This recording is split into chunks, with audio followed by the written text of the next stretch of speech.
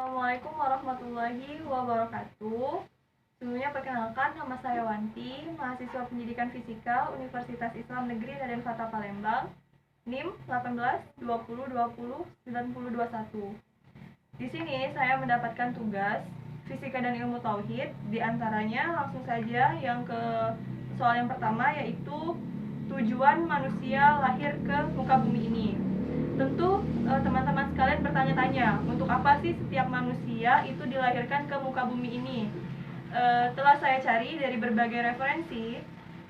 Dalam kitab suci Al-Quran, dengan tegas Allah menyatakan bahwa Ia menciptakan manusia untuk beribadah kepadanya dan menjadi khalifah atau wali dari Allah Subhanahu wa Ta'ala. Nah, itu kan dari Al-Quran, dari agama Islam. Lalu bagaimana sih pandangan tujuan lahir manusia hidup ke bumi dari pandangan agama lain? Nah, di sini saya juga mencari dari agama Kristiani.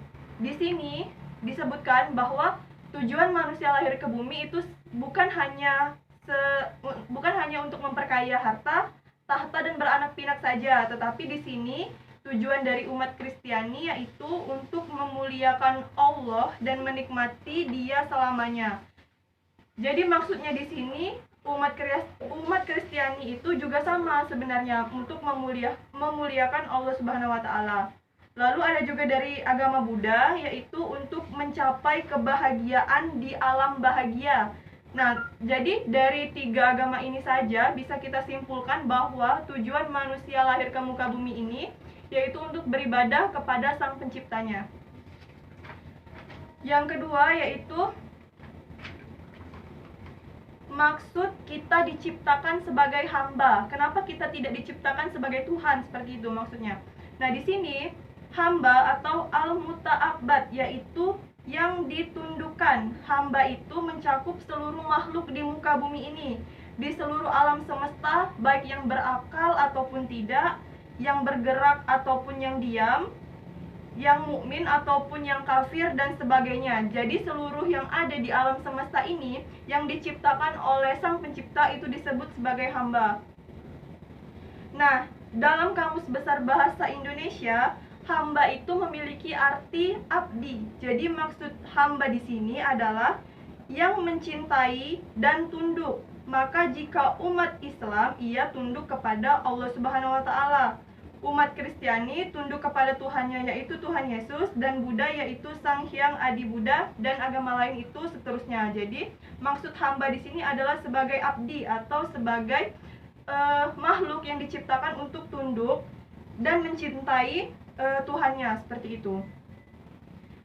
Lanjut ke soal yang ketiga, yaitu maksud manusia sebagai khalifah. Nah, khalifah di sini bermakna menggantikan atau menempati tempatnya. Khalifah di sini berarti pemimpin atau wali Allah, yaitu tugas dari sang khalifah ini yaitu untuk menjalankan tugas dan fungsi yang akan diberikan kepada mereka masing-masing. Seperti dalam Quran surah Al-Baqarah surat kedua ayat 30, yaitu sesungguhnya aku hendak menjadikan seorang khalifah di muka bumi ini. Lantas malaikat menjawab, kenapa engkau hendak menciptakan manusia padahal ia sering berbuat kerusakan? Lalu Allah berfirman, sesungguhnya aku mengetahui apa-apa yang tidak engkau ketahui. Jadi di sini khalifah di sini maksudnya yaitu wali Allah atau seseorang yang bertugas menggantikan, bukan menggantikan tapi lebih tepatnya menempati untuk menjalankan tugas-tugas dan fungsinya masing-masing. Seperti tugasnya yaitu mengelola alam semesta, lalu menyebar rahmat Tuhan, menegakkan kebenaran, menegakkan keadilan, menegakkan yang hak dan yang mana yang batil dan sebagainya.